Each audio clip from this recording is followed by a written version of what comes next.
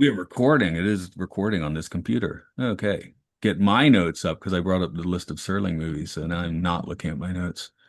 Incident in an alley. How much did I write? I wrote a fair amount of notes. What do you know? Okay. I I got about 10, 12 lines. I mean, nothing like spectacular news or nothing like that. Just notes. Now while we're still in the Patreon version, my wife came in several times when I'm watching it last time. Like, I got to finish watching this boring movie, which I'll have a better review now. But I just kept saying, yeah, I have to watch this boring movie. I can't do that right now. It didn't bore me, and I didn't feel like its IMDb rating, like whoever rated a 5.7 or whatever. Like I felt it was a Oh, little is that what harsh. it Like is? Yeah, and then yeah, 5.7. Then the one review listed on Wiki's pretty harsh, which is for its devious, transparent moralizing about the shooting of a young boy by a policeman. Instant Alley belongs in one. it Synthetic, florid, hewn little melodrama that opened yesterday on the circuits of strictly pop stuff, conventionally posing as a background of juvenile delinquency and the business of adult responsibility. That's in quotations. So. I mean, it was getting some love on YouTube where I watched it. It actually got uploaded twice. I prepared and saved it a couple months ago when you And messaged there was a me. newer one that looked And better. then I there was saw a that newer too. one. Yeah, Yeah. I watched the newer one that looked better, obviously. Hmm. Um, Yeah. okay, I guess give it a slight gap that I can spot on my whatever they call those things, and we'll start.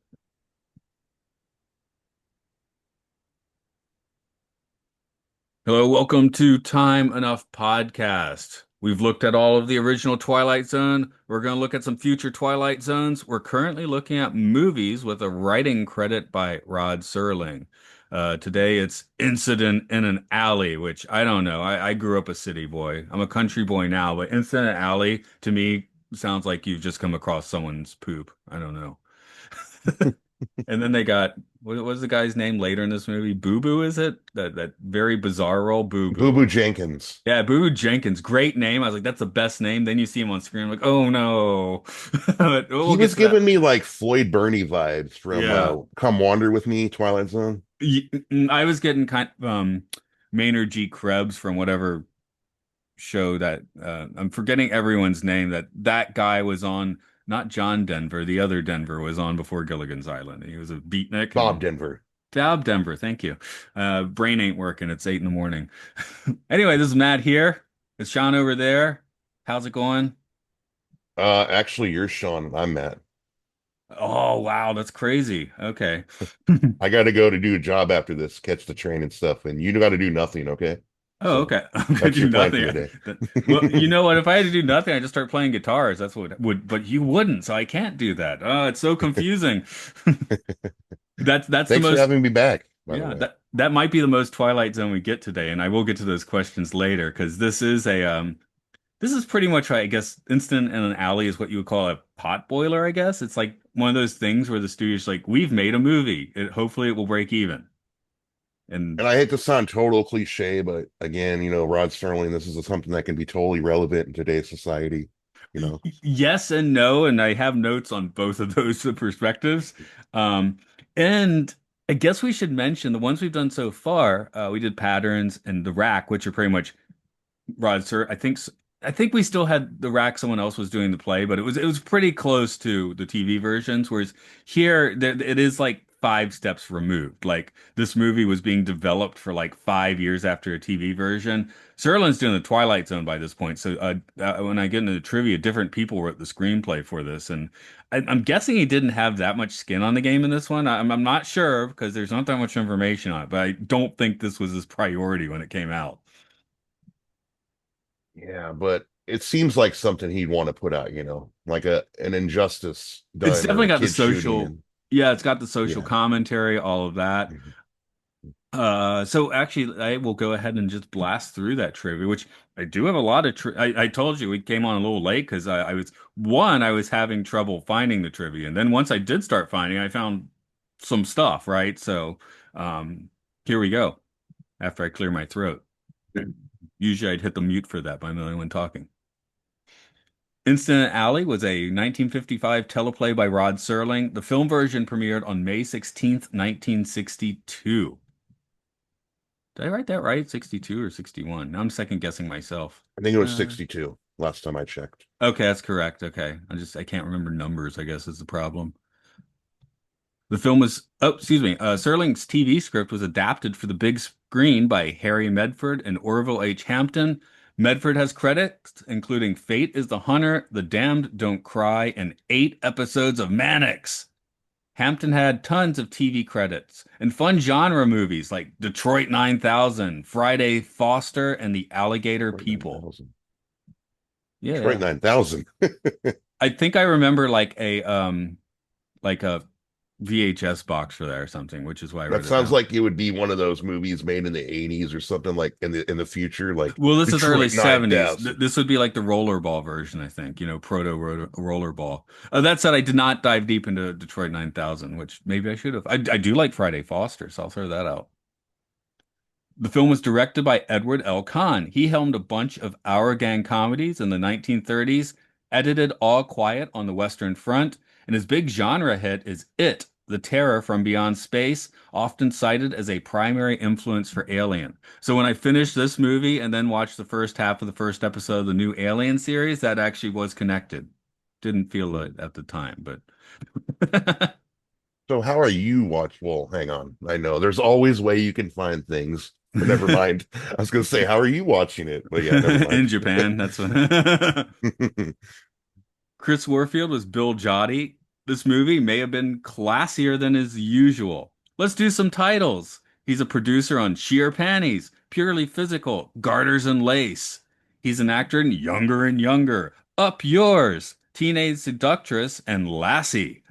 His final role was in Unstrung Heroes, which I remember dragging people to see in 1995, and then everyone like hated it. So I think we were at Perimeter Mall, and I was like, one of my few movie star crushes was like Diane Keaton, like in Annie Hall or whatever. And then she directed the movie. I was like, I want to go see that. And it's not a good movie. It's not fun. It's a not fun movie. And it's a comedy. So yeah, Unstrung Heroes. Oh yeah, I was doing trivia, wasn't I? Erin O'Donnell, originally Jacqueline. I don't know why she changed her name. It was like Jacklyn. She changed that to Erin. Why? I don't know. Anyway, she played Jean Dottie. Her main claim to fame was as a contract player on the Ed Wynn Show in the late 50s and as an Oldsmobile pitch person from 1966 to 67. She did a few commercials, which were popular enough that she also did a few talk shows from it. Frank was played by Hart McGuire. He did Australian dramatic radio with something called Night Beat, and later appeared in On the Beach and The Twilight Zone's The Odyssey of Flight 5055. 33. I can't do numbers today. It's weird. Could have been Flight 187 for all we know. Get Yeah. that reference.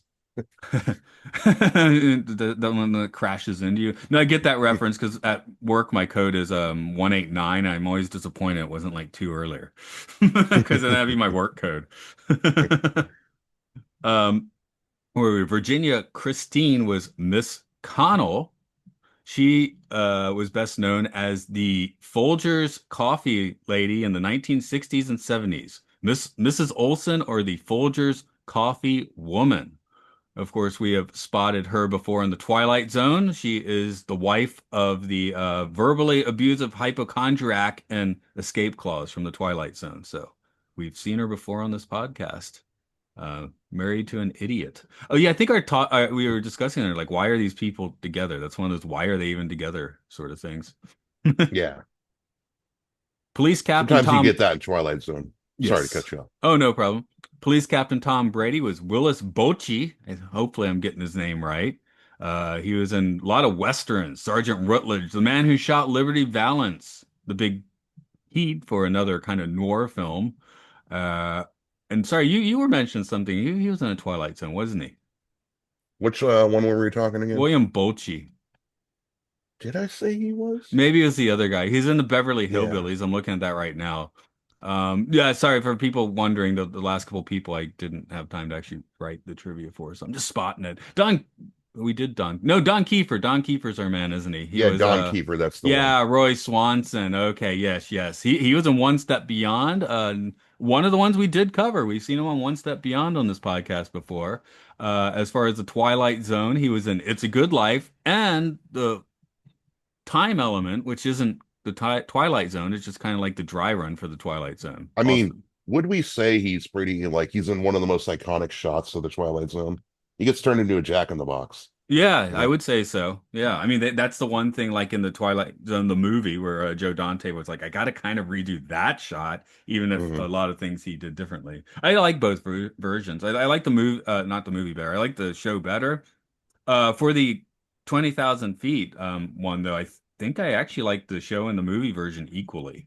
I really like the You know, George that's really Miller version. divisive for some people, but I mean, Lithgow really gives it his all in that movie Oh, version. from second one when he's flipping out in the bathroom. Shatner at least has the build up, right? Yeah. Lithgow is I mean, total. Shatner was a little Shatner right there, a little bit, a little pre-Shatner, but Lithgow, like you really felt you were in there with him. Yeah, Like, he was full maniac from second one, which I could yeah, see that being a complaint, but I like it. And also, it's like, hey, we are doing a different tone here. So yeah. we were talking a little Severance before. I have to watch it. Well, I will be watching the Adam Scott version before too long as well, which I don't remember liking as much. So where Oh, you were we? talking about the Adams?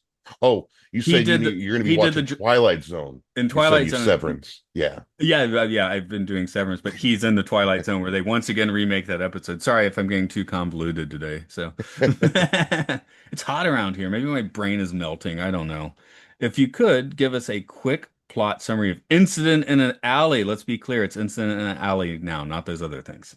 I know you bad man calling it alleyway. Even in my notes, I called it alleyway, and then I had to cross it out. I was like, bad Yeah, man. yeah, yeah. Oh, because I did the meeting that way, didn't I? Yes, because Yeah. I was at work and I didn't feel like looking it up properly. All right. So, oh, hang on. I forgot to shut off my phone. 1 second.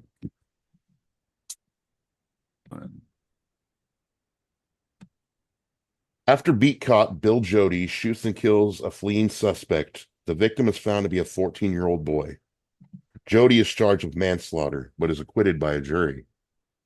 He begins to question his own culpa culpability? Yeah. Culpability. Yeah. While trying to prove that the boy was participating in the robbery just before he was shot. Yes. I guess we should Bum bum mention I was like, why don't bum. you just read that from Wiki? And you did. So just got to I try and give credit when credit's due to, when it was written or whatever. It is kind of I Yeah. liked having well, I had people reading prologues before, so whatever, but yeah, I do miss the prologues. I Your do wish they thumbs and shoehorned. filth synopsises are kind of fun sometimes, especially with Mark. Oh, right, right. As opposed to my non-creatively just banging them out into Hey, my not that you're keyboard. not creative. Oh no, I'm just saying that those guys usually have more bits when they do it, and I usually don't. I'm usually just writing summary, must finish summary. So, Yeah. uh, I guess my brain works as a point A to B guy sometimes. So yeah, this is one of those ones I turn it on, I see the running time's 124. That always makes me happy. Um, this is kind of interesting. I think I was saying on the last week's episode that sometimes at night I'll put the iPad next to my bed and I'll look for some hour-long studio system pot boiler. And I'm usually looking for something with a date 1930 something, right? So I wouldn't be Ooh. watching Incident in an Alley, right? But this is kind of the thing I would put on. It's a little bit longer. And I've noticed with the Serling movies, I mean, they're not Serling movies necessarily, but he's got the writing credits. And most of them really seem to be like a little bit dry and then pick up in the last 30 minutes, which is interesting because the Twilight Zone works best at 25 minutes, right? Yeah. So the I movies felt are almost like sometimes they can't even be like season four episodes, just like stretched even more. Because yeah. Patterns, which I would call a great movie, it takes an hour for that thing to really get on fire, you know? Yeah. If this was a Netflix show or whatever, or something like this would be considered like an episode, like an extended episode, probably. Like if you were doing an anthology series or something. Right, which and well, of course, it comes from an anthology series, right? The Mhm. 1955, this was on TV, which I'm not sure if you can watch that version or not. I didn't come across it. So is that the short story it's based on, or was it another short story Oh yeah, like we got to go within down there? several rabbit holes. Let's see. This is again, this is one that's a little bit difficult to track down info Yeah, it was on. very vague. It just said short story, Rod Sterling. That, I, but it I, say what oh, short story? I think the short story is the TV show. That's the imp I don't think this was like a story as in a book. Yeah, see, So that's what I was asking. I was like, was the short version the TV show? That's what I was wondering. So yeah, it was on the U.S. Steel Hour starring Farley Granger. That's kind of fun. Why do I know his name? What was he in? I've heard a lot of those Playhouse shows, but I've never heard of the U.S. Steel Hour or whatever you just said. I've heard that name thrown around before. I The, think the there's thing been like is, the Johnson and Johnson Hour and other things like other products yeah. that have been advertised. Strangers on a Train. That's why I remember Farley Granger. Speaking of Hitchcock Well, that's a references, my classic, left out isn't it? trivia. Yo, and he's great I've in it. never That's seen it, but I it's oh, it's a he's classic. great in it. That's why the name was striking a bell. So, do you know what? This movie, I'm not gonna crap on it. Let's call this movie, I don't know, 5 out of 10. There's my rating. Not bad, not perfect, gets better in the end. But yeah, Farley Granger in this would have been better. I think. Um, I didn't mind William. Gotta write down his name. I think. I didn't mind. No, I didn't write down his Chris name, but the guy who. Warfield, so Oh Chris yeah, Warfield. William Jody, the guy who played him. Yeah. Yeah, Chris. I didn't. There was times I didn't mind him, but then also I could see why maybe he didn't do a lot. And then Well, the yeah. wife, him and the wife's relationships felt very I don't know, it felt very real for its time. Minus the whole you didn't see them in bed together and the whole that part where they're like, "What's keeping me up tonight?" He's like, "Oh, you are." Like that probably would have been followed by a kiss or something like if this would have been later on.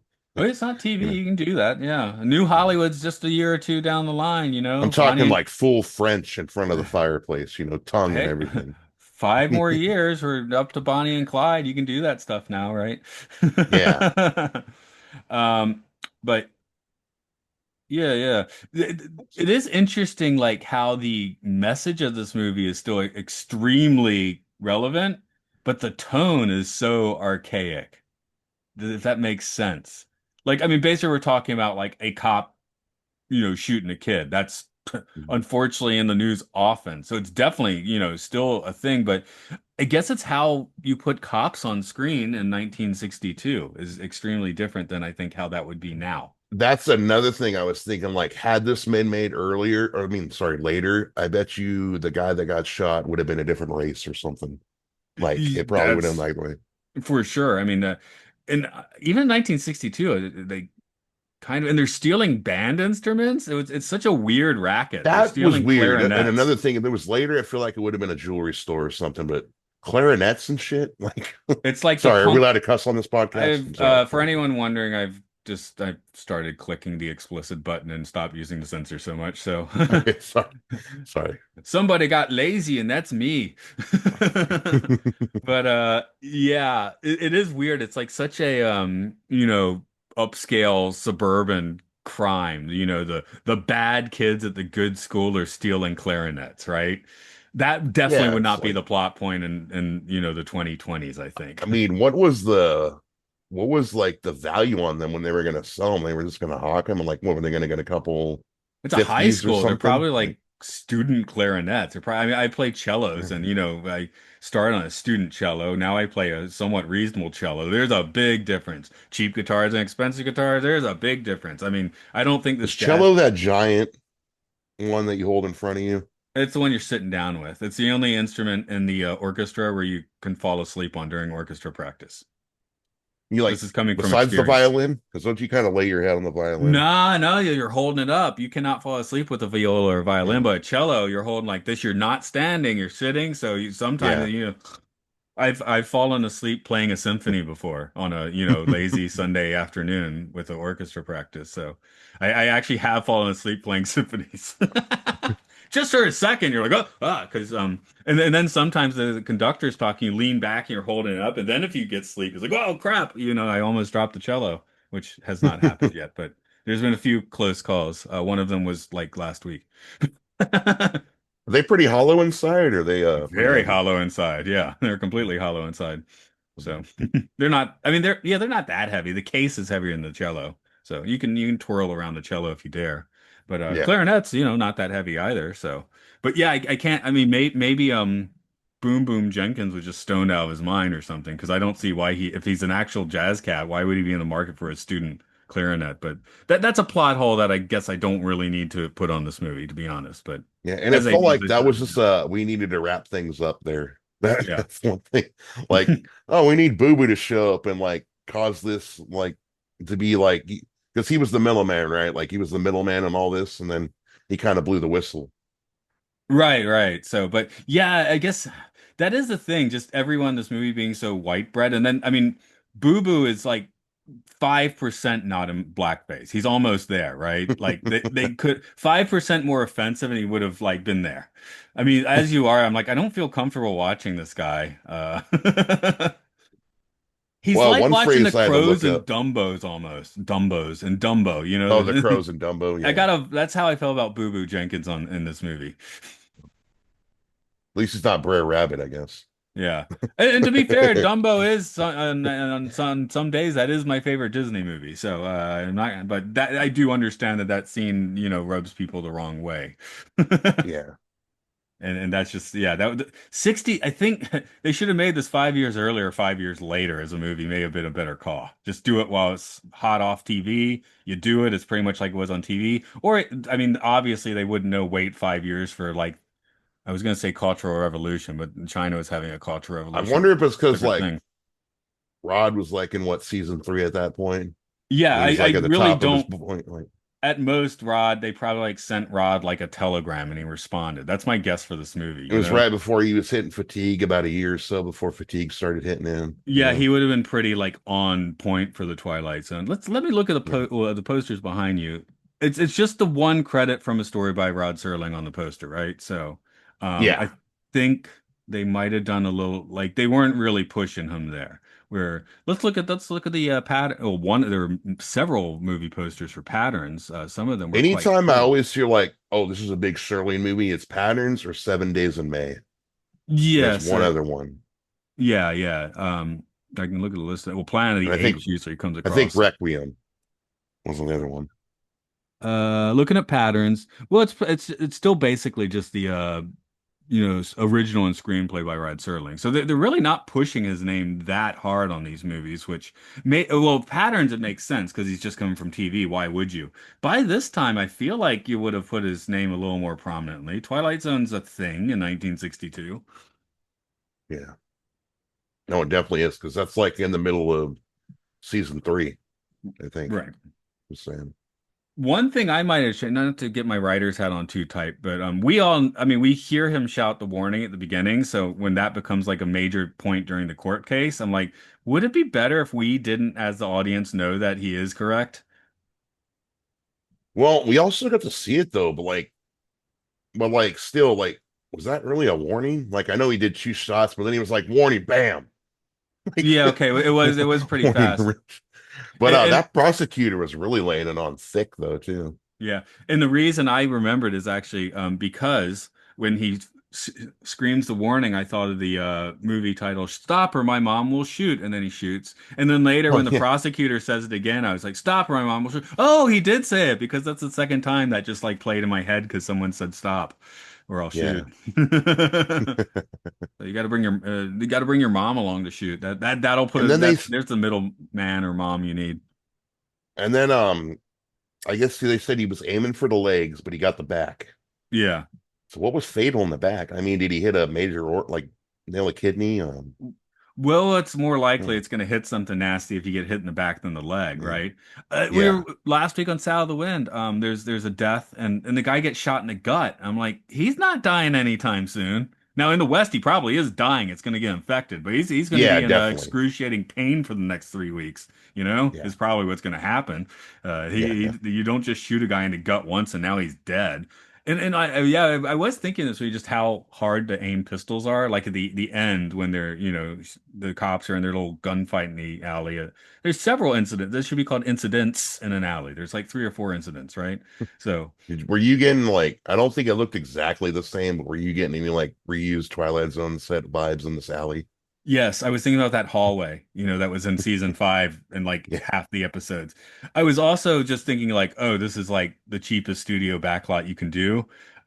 Which I put a few notes where I'm like, it almost like again, 5% in a different direction, you might start getting into Dr. Caligari territory, the early 20s movie with insane town sets. I was like, make them a little weirder, That wouldn't cost that much money.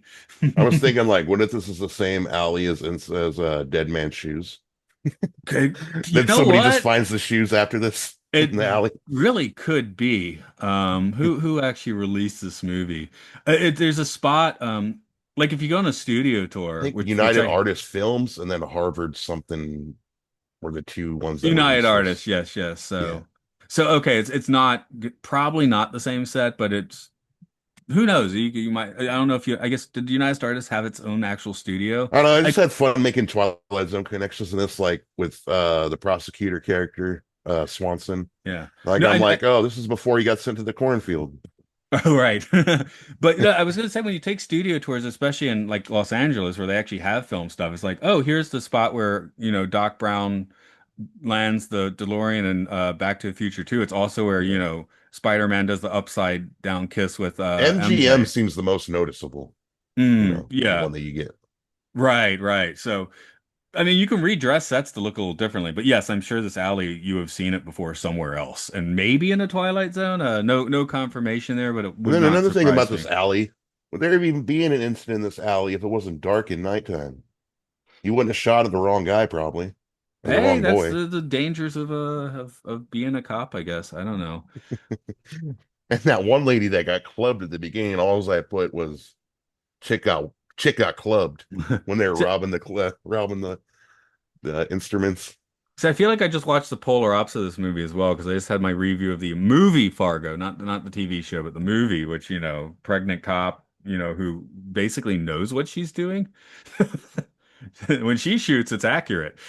My mind was going a little conspiracy theory in this at the beginning, like until the boy got shot. Like I was thinking when he bumped into that woman, I was like, is this like a setup for something bigger? But no, he's just trying to get away. That's all it was. Yeah, yeah. And then The- Gussie or whatever, the one original one he was after, got away and he ended up shooting the other. Harvey, I think was the yeah. 14-year-old boy's name. Yeah, the one time at band camp when I got shot and died. Yeah. That's his story, isn't Was it? the clarinet's worth it, buddy? Clearly not. Imagine if they had to do cellos. Yeah, yeah. Don't steal student cellos. Steal a good cello. Steal Yo-Yo Ma's cello, which he doesn't own. He's only borrowing it because he's successful, but not successful enough to own the cello he's playing. Yeah. Um, the mom though, you feel like she was justified, or I mean, of course she was Of justified, course, but it's just fine. I felt she Showing was up. laying it on thick at some points, Yeah, laying it on a little thick. in the courtroom, I guess she can lay it on thick. Showing up later is definitely Yeah. weird. Like I Um, thought I'd like to be here to see you all happy. Like, what? What? Yeah, that whole segment was a little weird. Yeah. And I in those first two films, The Rack and Patterns, I wonder if that was kind of the attempt to set the dialogue on fire because both those movies basically the special effects are crackling dialogue in the last 30 minutes. And this Yeah. one seems to make a couple attempts to do that, but maybe it's because Serling is like kind of not in on this anymore. I don't know. So if these guys are trying to do that or not even thinking about it, perhaps, you'd still be trying to write decent dialogue in that case. So Yeah. And I'm questioning her motherhood too, because she raised two bad kids. yeah, yeah. And that is I'm weird. Oh, being too harsh here, but I saved your other son, so now you're cool with me, right? I saved one, I killed yeah, the other. We're square now, right? I'm no, yeah. no, I mean, did she have a point when she was like, I never once heard you say you were sorry? I mean, Like, you did she? wouldn't say that in a courtroom, and that's probably their only interaction. I mean, Yeah. have they is this their first actual conversation together, Yeah. Because you would. I guess you could say that in a courtroom, but I don't think you're compelled to. It'd be It is like an weird. admittance of guilt or something. Yeah, I've never killed anyone's kid, so I don't really know how you go about this. Oh, come on. There was I, that summer school 2 years ago, you know. oh yeah, there was. You brought a Cookie Monster, you had a knife in his hand. Yep, yeah. Actually, that is what I do, and sometimes the kids ask, it's sunny today. Okay, you want happy, angry, sleepy, and they're like happy, or no, it's angry. Excuse me. So I'll just start drawing a very cute one, and they're like, "Here, it's not angry." Of course, at the end, I'm drawing a knife in, and then at the end, I'll do the angry eyebrows and the screaming mouth, and yeah. So I try and draw a very angry, cute Mr. Sun with a knife in hand. I'll abbreviate the story, like I'll leave the words out because we don't want to cuss here, but you still got the boy that told that teacher, your name is blank. Yeah, You still got that boy. I let him play my $1,500 guitar last week because I didn't know he was going to be there that day, and I had it, and he noticed it, and I was like, you know what, it's going to be more trouble. I'll tell him no. Also, he wasn't in class, and I knew he did respect it, so but in Nice. class apparently I didn't have to teach him that day, but he was still apparently a bit of a Hey, terror it's in smart class. too to build a connection because then you won't ever be his enemy. Right, exactly. When he does have that island base, maybe I can go be there as the court gesture. The court musician. I don't know if he's the jester. I can be the. I think I said it on a podcast a week or two ago where I could be like the doof warrior from Mad Max, right? Rocking out the guitar on one of those cars. So if that has to be my lot in life, yeah. And as soon as I turned on this movie, I'm guessing because it's black and white, but I feel like I was watching like Turner Classic Movies again. And I haven't had cable in like over a couple years, but remember watching Yeah. Turner Classic Movies? Yeah, again though, I have a weird thing for this kind of movie. I'm very predisposed to want to see something from the 1930s for some reason. Yeah. Somehow that's just like the flavor of studio system. And there's very good stuff in the 40s too. 62 is just such a weird time. Again, last week we were talking about how Saddle of the Wind comes at this time when the studio system is starting to break down. And this is 4 years later. It's more broken down. Like I said, New Hollywood's like on the horizon, right? So it's just a kind of a weird place to watch this much of a pot boiler. Especially for a film historian, this one is fascinating. Is this something I'm going to be like telling everyone I know go watch Incident in an Alley or an alleyway if I get it wrong on YouTube? Probably not. If you're listening to a That's podcast and you watched it, thank you. If you're listening, you didn't watch this. This is probably one you could get away with it. That yeah. one. Unless you really want to follow Rod stuff, like Yeah, yeah. yeah. Well, we have some of the guests on this podcast, and coming up in a week or two, our mission log friends. There's Genealogy, where they're looking at everything Gene Roddenberry did like before Star Trek, and some of it is very good. Have Gun Will Travel, Yeah, I've great heard you show. guys Watch it. plug that. Yeah, watch Have Yeah. Gun Will Travel. That's good stuff. But then sometimes you're just getting in the weeds with these like very forgotten TV shows. Some of the time they only have a script. It's not even watchable anymore, and And so no one watched in that case, right? I think Rod Serling, he even dabbled in the Western for a while, didn't he? In the TV show. Didn't he have a Western TV show? After the Twilight Zone, his next project was a After Night Western Gallery or before Night before Night Gallery? Gallery. And Oh, I, sounds like the I'm in-betweener. it's an in-betweener. I don't even know if it's viewable, to be honest. Gene Roddenberry made The Lieutenant. That's a good show he made before Star Trek, that you can watch. That's on DVD and everything. So, yeah, but Instant Alley seems to be more on the just like we're watching it because of the project, which uh it Yeah. is I interesting mean, 'cause by no means was it a waste of time, or did I have to watch it at 1.5 speed or anything like that? yeah, and this is the first one that the first Serling movie because before it was a 55, 56, 58. So the Twilight Zone wasn't a thing yet. This is the first one where we have to be like, well, people actually do know the Twilight Zone at this point, and Serling's name is on it, and that changes it. So I can't again from this poster since his name's on it once. I'm like I can't tell if they're downplaying him or not, or they're clearly not making the connection. Did Now you'd be like from the creator of the Twilight Zone, Incident in an Alley. That would be modern promotional materials. yeah. I guess my point is, when you're doing Twilight Zone, even if it's a bad episode, bang, bang, bang, it's a Twilight Zone, it's iconic. Now that we're in the movies, it is a bit more of a, film historian thing we're up to at the moment. So, Like you said though, if it's when like a certain time frame, it's good. Like if this was 2 hours and 20 minutes, maybe I would have felt different. yeah, yeah. And I don't know yes, how this film would have been 2 hours and 20 minutes, but Because if I it do feel like was. 7 Days in May is the only one that's like this is a legit great movie with Requiem for a Heavyweight and Patterns in particular having some very good stuff about them, you know? Mhm. Um, but I haven't rewatched Requiem yet, but Patterns, it's great at the end. It's not great for the first. It's well made for the first 45 minutes, but it takes a while to catch on fire. And this one, it's in an alley. I'd say never quite catches on fire. We had the same thing with Saddle to Wind. This one I think makes more of an attempt to do that than Saddle to Wind, but it doesn't really succeed, which the Rack and Patterns did. Yeah, the reason I didn't choose Sail on the Wind and I chose this one is I'm not a big Western guy. Yeah, So I said last week, very well shot, a lot of it, or all of it. We couldn't quite figure out how much of it was location because it said all location. I'm like, this isn't all location, but real looks good. Weird casting, I think, is one of the things we came down on. The casting was weird, and again, yeah, it's just it doesn't stick in the craw like a great thing would.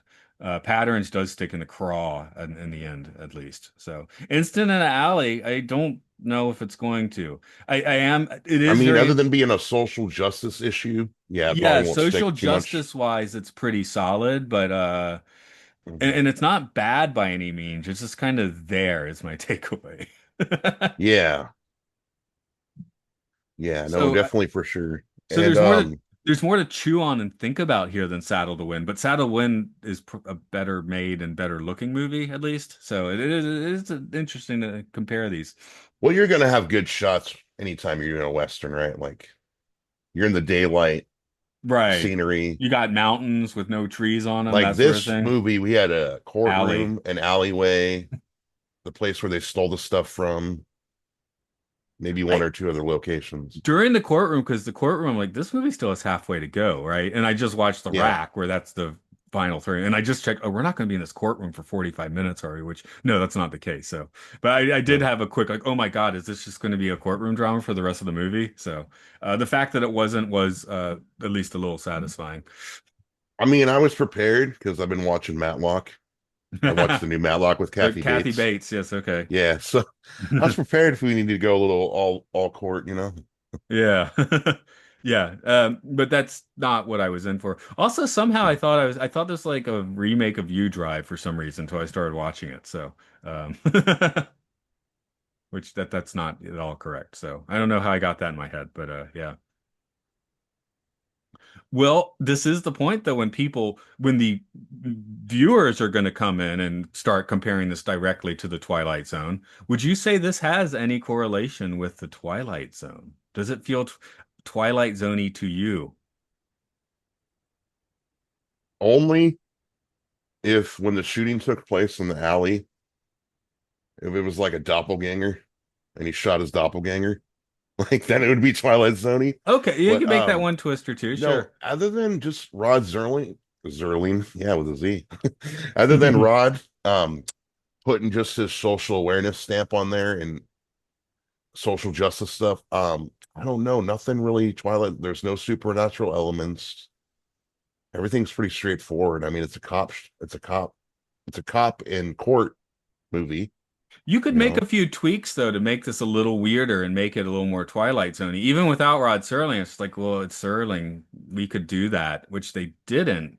I don't know if that'd be a bad choice, a good choice, just to make it like again, just a few ticks weirder would put it in that territory. I mean, like, what if this was black leather jackets and all those boys? I'm not saying put them in black leather jackets, but what if all those boys were aliens from another place and they're stealing the clarinets because their planet needs it or something? I'm Their just planet needs throwing something at the music, and it wall must here. be clarinet music. What did I see? I It's just like saw it's like you remember that episode of Married with Children where the aliens needed Al Bundy's socks for fuel they're to potent. fuel their spaceship. I'm starting to wonder if so it's in the middle of summer if someone should use my socks for fuel. I just shouldn't have said that. That's disgusting. But yeah, what like what would you say? Is this really a Twilight Zone No, type of not at thing? all. But No. Twilight Zone did that a few times where like with U Drive, again, that came from an older script that had nothing weird about it, and they just added a few weird I elements. mean, this seems more like I'm sorry, I think you were trying to make a point, but this seems more like an Alfred Hitchcock episode. I could see that, but Yeah, even then, you'd want to have yeah, something a little cheekier, right? yeah. Something a little Not more a very good subversive. Alfred Hitchcock episode, but just one that because Alfred he doesn't have a lot of the elements that Twilight Zone did. I mean, this doesn't even take the one step beyond to be one step beyond, except for having an actor that was in one step beyond, you know? Yeah. That would need to have like one more element of something weird. That because that one would be a lot more drier, like here are things that happened, you know, but then there'd be the one there'd be the ghost, like the ghost kid would come back or something. I Which forget who lit up a cigarette towards the end of this movie, but they just made it look so cool. hey, it is Like I've prime. never been a cigarette smoker, but like something about smoking cigarettes in the 60s on film, they just make it look so cool. No, this is when, you know, 5 out of 6 doctors recommend Chesterfields, and the other one's like, what the hell are you guys talking about? This stuff gives you lung cancer. What was the other one? It was Chesterfields, and then there was a Lucky Strike, I think was the other one that Rod Oh Serling yeah. advertised. Or was that the I, Flintstones that advertised Lucky Strikes? I think it might have been the Flintstones. I haven't smoked a cigarette for 10 years, but I never was a heavy one. But hey, the packaging got me when I first came to Japan. I was like 24, 25. I was like, you can buy Lucky Strikes in 1940s packaging. I'm like, ooh. You could buy death cigarettes with a skull and crossbone on it. Ooh. So, Fuck yeah. Take that, yeah, Surgeon General. exactly. I think it still had a big warning on it, Yeah. though. Well, I do get to use the second question though. Does William Jody deserve what happens to him? He gets acquitted, has a bit of a guilt trip, but then another incident in an alley sort of like redeems him. And I don't know, does what how deserving or not is Bill of his trip? Before I ask that, or before I answer that, with the whole shooter guilt thing, I mean, anybody's going to be guilty over shooting a kid. Of But do course. you think that aspect was also had a Serling touch to it from Rod Serling being in the war and having guilt of maybe shooting people? I've heard a lot of people bring that up. Like, That this could isn't be it. survivor's guilt, maybe, but it's like, it's some type of guilt. I mean, if you're like, I shot someone in war and I also believe that war is just, you know, justifying murder, yeah, you might have that in your head. Not saying that's necessarily what he had in his head. And Yeah. again, 62 is so weird to do this because it's like a cop shot an innocent, oh my God, where it's in 2025, like, yeah, that happened again. Crap, you know? Because they Yeah. do make it try and like the when they go back to a police force, or just try and do you a favor, or put you on a different beat, which actually was a good idea. Why are they putting him? They shouldn't have let him talk them into And putting he him on the threw a same line. beat. That's insane. He's like, this is my job, my beat. And Well, they yeah, try to take whatever. him off. Yeah, I don't know. Do at But least wait for does he things to deserve chill out it? a bit. You would have to ask one of those defund the police people. They would probably have a different answer. I mean, the Because court of law said proclaimed him not guilty, so I guess yeah, but morally, ethically, yeah, it's always up for grabs. But in the eyes of the law, you know, he can put out a yeah, book now if I did it, you know. yeah, yeah. I mean, if I did do it, that's what I. So yeah, I don't think he deserves it. Me being with the beliefs that I like. No, it was dark. Gussie pulled some like he hornswoggled him. He went down a little shortcut. I mean, It it was was dark. He didn't know legitimate. that kid. If he's guilty, it was manslaughter, a man's laughter that he's guilty of, right? Because I Man's don't laughter. think that's from the Naked Gun trailer. I haven't seen the movie yet because Japan doesn't understand American comedy, so it's not showing here. So I just have to watch the trailer. Have you seen that? Mm. Movie's out in Um, America. it didn't sell me. Oh, I'm okay. I'm tugging a little too hard to Leslie Nielsen, and I'm like, no, I don't believe Liam Neeson can do this. I don't want any part of it. Maybe Okay. eventually one day I'll see it, but I'm kind of steering clear of it right now. Okay, trailer sold me, but I haven't seen the movie yet, so. Mhm. But I have been quoting the trailer a lot, which is something I I never mean, do. So I hope this just doesn't give him to remake Airplane or nothing, because don't remake Airplane. That's oh, Airplane was classic. already a remake, wasn't it? Well, was it? Yeah, they remade Zero, not Zero Hour, maybe. There's a film they were basically remaking. It's just the film that they were remaking. The original was a melodrama. It wasn't funny. And I know they got the Snoop Dogg version, Soul Plane or whatever. Yeah, yeah, Came out in yeah. the They mid remake that. 2000s. Sure. Yeah, you remake Soul Plane. I'll be down for that. Um, but you know, this is something maybe this does have over a typical Twilight Zone it's really hard to answer if he deserves it or not. Whereas in a lot of Twilight Zones, it's a lot easier to be like, Rod spells it out with his prologue that they deserve it, or I spells it mean, out that shouldn't they you be don't shooting a deserve it. kid? Like, even if you are doing like, what's the protocol? Like, you're supposed to like they said there is even an act made up in this movie on Wikipedia. There was something in 1985. I wish I would have wrote it down. But what's the protocol with a fleeing kid versus a fleeing adult? You know what I mean? Yeah. Like, And where do you draw the line? well, I'm also And thinking, like in the UK and in Japan, the cops don't carry guns. So step one is beat this guy over the head with a billy club. And if that doesn't work, go back to the station and get a gun, is I think how it generally works in Japan and the UK at least. Mhm. Which, yeah. That said, by the time you've gone to the station, gotten your gun that you're going to need, obviously the primary situation, yeah, that adds in a step that might screw up your apprehending people, but it also prevents you from shooting a kid in the back. And then they always try to tell you too, like you should, as an officer, you should never fire your gun unless you're in great fear of your Yeah. life. I can't imagine this is a you need to fire your gun situation. This does seem more like No. a bop someone over the head situation, you know? I mean, maybe if he stole diamonds, maybe, but clarinets, other stuff, and he didn't even have them on him at that point. I mean, you Like, could even make this now without it being like at least like a drug racket or something. Clarinets, yeah, what? yeah. Oh, it would be cocaine and jewelry. That's what it would be, Yeah, or yeah. ecstasy pills or something. You'd have They like were the high they were cheap. schoolers from Euphoria, you know? Yeah. Instead of these like little blonde boys running around Now I'm going to stealing ask you. There's clarinets. no way we can trip a meter this, is there? That better not We be your next question. That is the next question. Does that mean you're giving it a zero? That's what Sal the Wind got last week, which actually I should go back to the theatrical poster is has some trippy sunset color. So maybe I should have given Saddle the Wind a point 0.5. This movie's in black and white. It's a zero. Yeah, no trippiness. I mean, you get some funny phrases, but they're not trippy. Like I had to look up Keystone Cops. I never heard that phrase before. Oh, I You know know where that the phrase. phrase? Oh yeah, yeah, Yeah. yeah. And then we got the guy who did Our Gang, which is like a close cousin of Keystone Cop. So that was probably like him giggling, making a self-reference or something. The name Boo Boo Jenkins gets point 0.2 trippiness for me. Point 0.2, 0.2 on the And tripometer. I guess it's acting maybe. It's acting. Okay, point 0.3, 0.3 on the tripometer. But it was bad trippy with the acting with Boo Boo Jenkins. That Yeah. said, if somebody wants to use that as a band name, probably not a bad idea.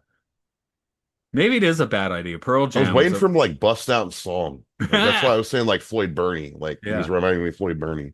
Yeah, I remember back in the day, Pearl Jam being like, "Yeah, we were originally going to name the band Mookie Blaylock after the basketball player," which probably best they didn't.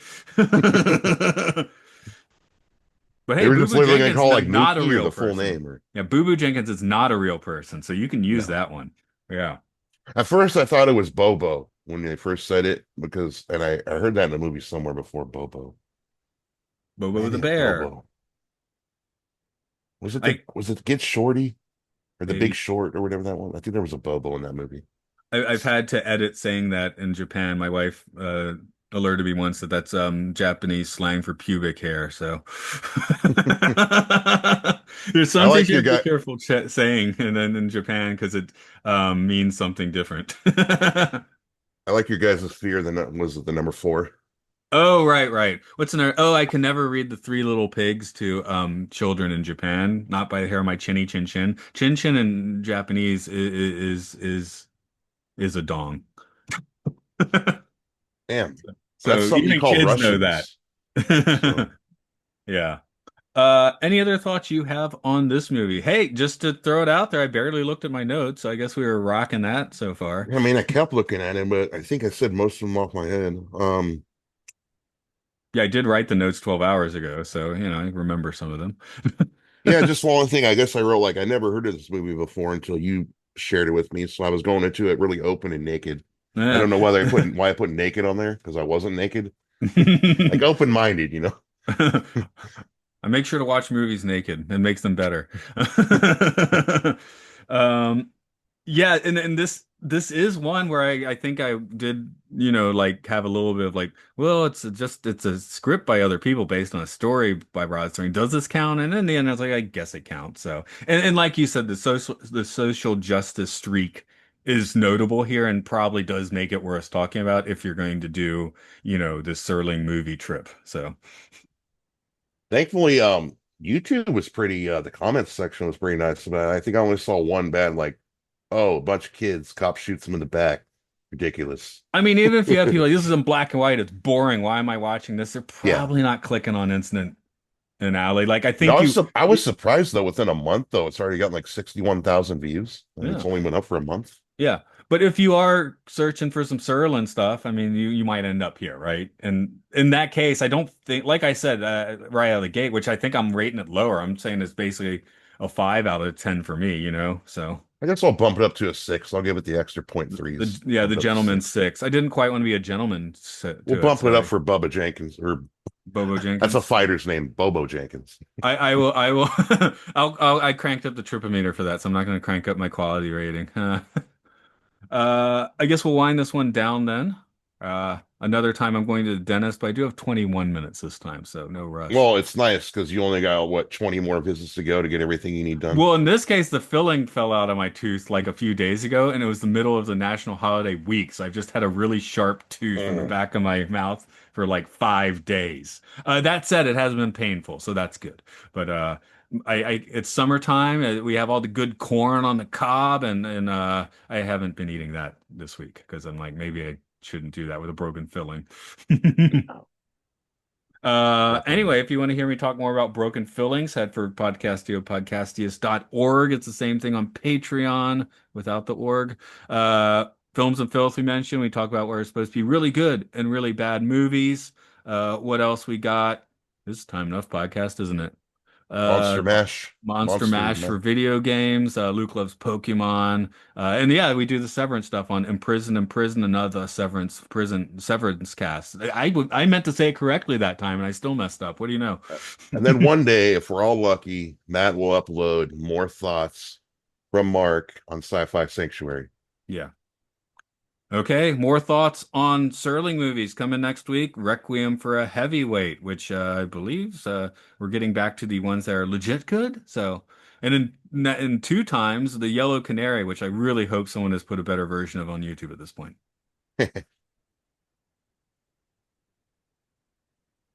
Okay, that will do it. I I will. had no parting words. Yeah, that's I just fine. let this And, up. and the Yellow Canary actually is Ashley Thomas from Genealogy because I'm like, she watches this kind of, it looks like it was on Scotch tape all the time for Genealogy. So she can handle the Yellow Canary. I'll be the one that's like, oh God, I have to watch. I mean, it could be a good movie, could be a bad movie, don't know, but it was not in Mhm. good quality last time I checked. So, So two things before we wrap this up. oh, sure.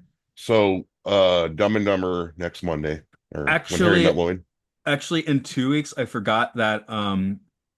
Oh, go ahead. Now we're doing stop shop talk. I'll hit the stop.